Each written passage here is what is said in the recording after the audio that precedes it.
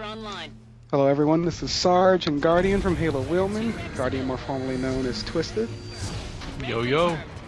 We're going to be talking over an extended hog run we had on an ARC game, playing from the backup squad for our team.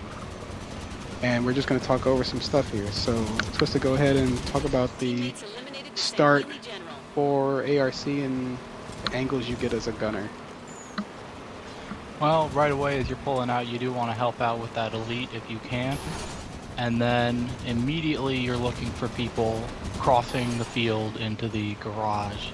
You don't really want to look into the tunnel unless you have to, because it opens up your entire side to the people standing on top of armory and you get shot off very quickly. So you don't really want to fight people inside the tunnel until you're inside the tunnel yourself. Other than that, you just kind of have to trust your driver and shoot what he wants you to shoot. Figure out what he wants you to shoot and kill it. Right, so as a driver, one of the things you have to focus on is keeping your gunner alive. If you're playing on foot in Halo and you start getting shot from the side, you're going to want to jump into cover to protect yourself, and you have to do that for your gunner in this game. The gun is really strong, and they can usually outkill a single person shooting at them, sometimes two people. But the gunner can't do much to protect themselves, other than crouch on the turret by looking up. And so it becomes your job as the driver to get your gunner out of a situation. So it should become part of your habit that you have an escape route planned, and as soon as your gunner gets shot, you want to duck into cover, and you want to preemptively be heading to cover sometimes so you can extend your gunner's life and generally preserve the hog health as well. Just like in Reach, hogs have tiers of damage, but that tier can regenerate itself, so if you don't allow the hog to take a lot of sustained damage at a time, you can preserve a hog for an exceedingly long time. One of the other things that I want you to talk about here, Twisted, is how quickly you have to kill someone with regard to how bumpy the hog gets in this game because of all the uneven terrain.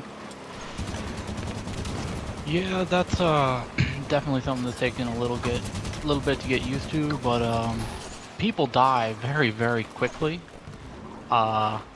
So as long as you can keep them in your sights and gun them down, usually you'll stay alive for an extended duration. In a hog versus hog match, the best part about it is, in this game, as to prior Halos, is you can actually win based on your skill. Aim for the head of the other gunner and get him over his gun plate and knock him off the hog, and you win the hog fight. Once the hog doesn't have a gunner, it's free kills for you.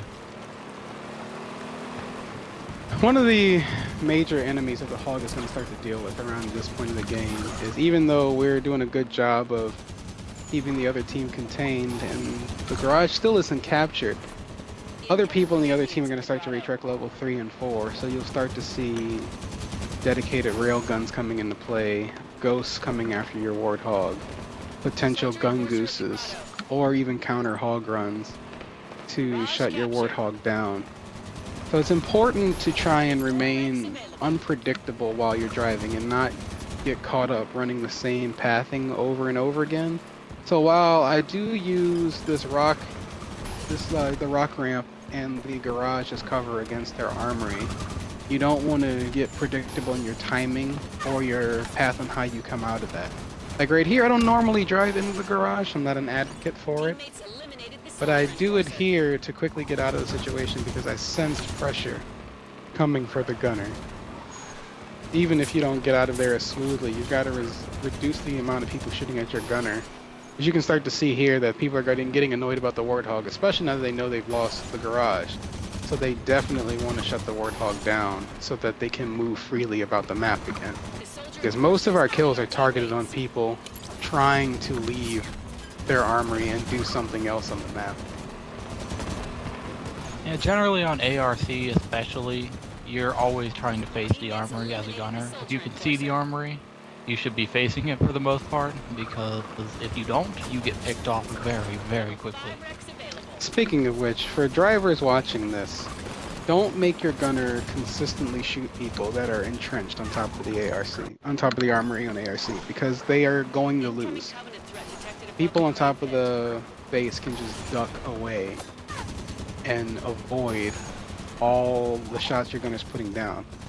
This is a cool play right here. Our defense team called for help as a bunch of people pushed through. And the Warthog showed up and got 2 or 3 kills out of it, but no shielded another 2 or 3 people and shut down an entire push. Oh, here comes a ghost. I don't really understand why that ghost died so quickly, but generally you just want to aim for the nose. And We might have gotten help there. yeah, I believe he was no shield. Number one priority when you're fighting a ghost is if you can see the driver, shoot the driver. After that, you just have to aim for the nose and hope for the best. Try and fight him on your side of the map so your teammates can help out. In terms of priorities when a legendary boss is in play, you don't want your gunner shooting at a legendary boss unless it's time to steal the boss at the last second. You should continue to focus on killing people. The only reason up here in the grotto is because right as we went to kill the guy who was coming up here, 2 other people shot Twisted in the back. So I continue forward here to break line of sight with them. As you see right here, the tunnel side is still shut down, so our assault team had a clean run at the Banshee boss, and we got the points out of that. And we can go back to continuing to run the same sort of area that we've been working. This is a really long hog run at this point. This hog is 6.5 minutes old at this point and hasn't taken an extreme amount of damage. Up until this ghost fight right here, we hadn't even dropped a tier of damage. Well, you see me look right up in the air there because I knew the ghost was going to continue chasing, and I was also getting BR'd. I didn't want to get BR'd off and leave the hog alone without a gunner versus the ghost, so I tried to survive up until we could fight it. This ghost basically neutralized our hog right here by ramming us. He forced a tier of damage, and the extra shots after that allowed him to pile on. So now the hog's on fire. And I don't really see a need to force that flaming hog into another confrontation because the enemy team's already aggroed against the warthog. Wreck confirmed. So at this point, it's just effective to just switch out to a different hog. We're gonna run an Oni hog here.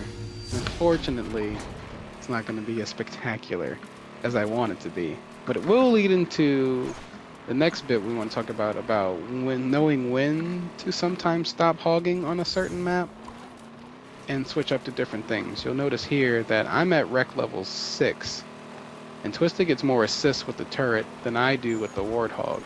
So he's definitely at 6, possibly close to 7. So at this point in certain games, especially on a map like Stormbreak or Apex 7, we will sometimes switch out to completely different vehicles.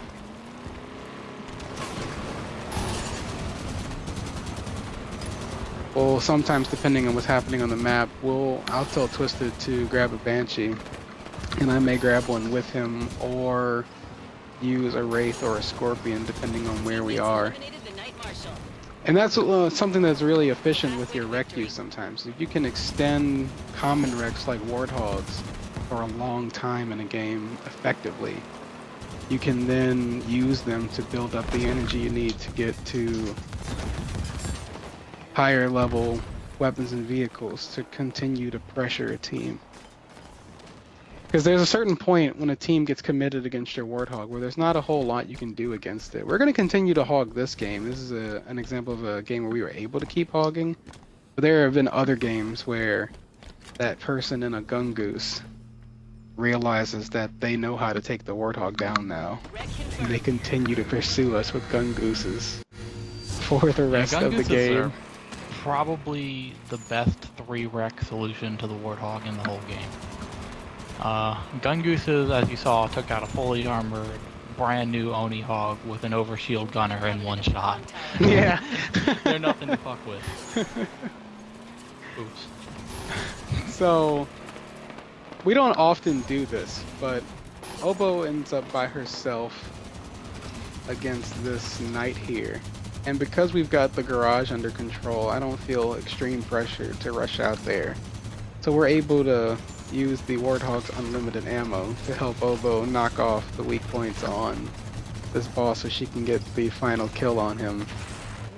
But she ends up aggroing him so we can see his back and we end up getting the boss takedown, and now we can go back to patrolling as we do. I'm not a huge fan in general of warthogs committing to fighting a lot of bosses. There are certain bosses you can splatter very quickly for your team, but I think the warthog is often more effective rolling around as a giant AR, helping your team shoot and weaken or kill lots of enemy players that are proving annoying. Landed it. You saw that right there. Somebody starts firing a railgun at us because now our team's running multiple hogs. And damn, there's another gun goose. We got lucky that time that he missed a bunch of shots, but this is what happens later in game sometimes, and why we'll switch out to different vehicles. You start seeing Scorpion tanks, you start seeing more railguns, you'll see rocket launchers. There's a warthogs become rolling double kills at a certain point, and people who are dying a lot want to answer your rolling double kill, so they will spend the rect. And it becomes a question then of understanding what your role is in the game.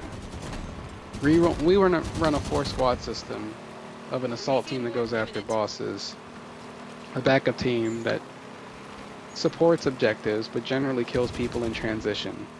You've got a containment team that's just forward slaying, and a backup team that's anchoring your team off of the bases you control. And you don't necessarily have to use a warthog to do that. We're the wheelmen, so we're going to use a warthog.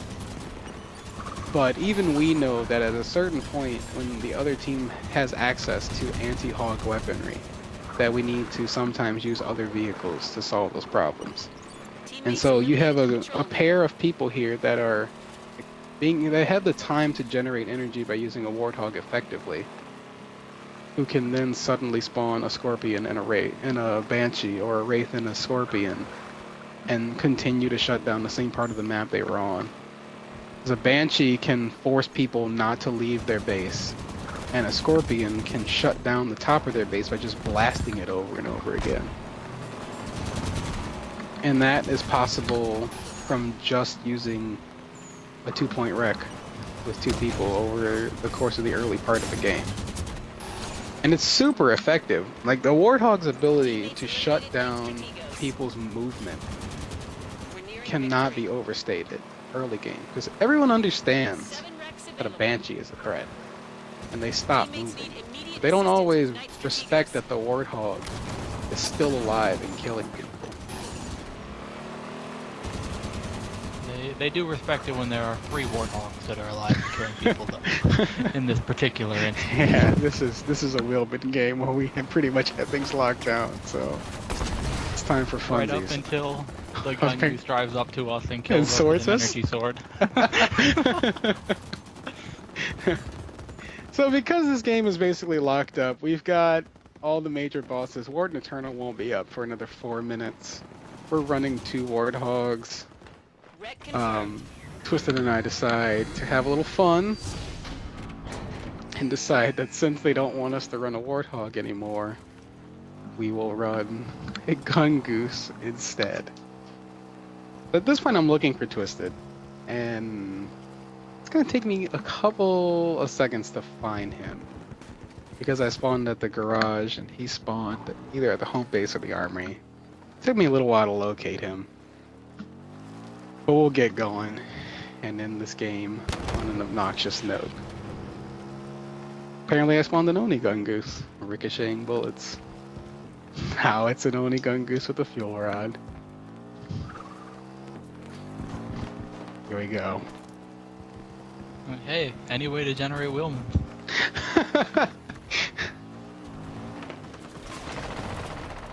We decide our team wanted to finish the game by taking their bases from them. We managed to kill the guys off the hog, but I get flipped off of the gun goose.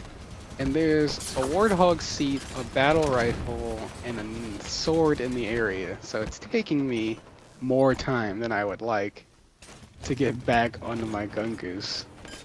Twisted almost gets shot off while getting back on. At this point, I was very committed to getting a drive-by sword kill after. I wanted one. Need that for the highlight reel later. I'm trying to arc shots over this wall to shoot that guy up there. It is going well. And then I remember that their base is right there. Ooh, you got that guy. And this, ladies and gentlemen, is why you spend those extra rec points to spawn a super fuel rod. Spare no expense when gunning the gun goose. That's a victory. Thank you for watching with us, and we'll see you guys next week.